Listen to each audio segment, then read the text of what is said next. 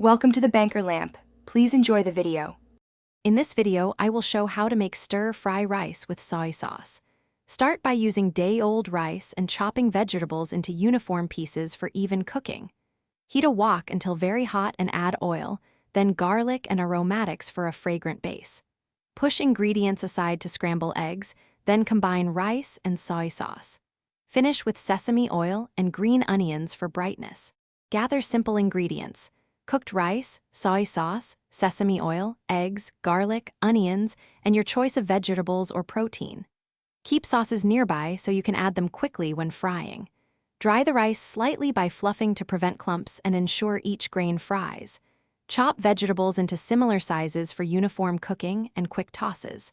Preheat your wok or pan thoroughly for that ideal sear. Heat the wok until it begins to smoke lightly and add oil to coat the surface. Sear aromatics and vegetables quickly, then push them aside to scramble eggs in the hot center for soft curds. Add rice in batches to avoid cooling the pan, folding gently while sprinkling soy sauce and sesame oil for even coating. Taste and adjust seasoning, then finish with scallions and a quick toss for texture.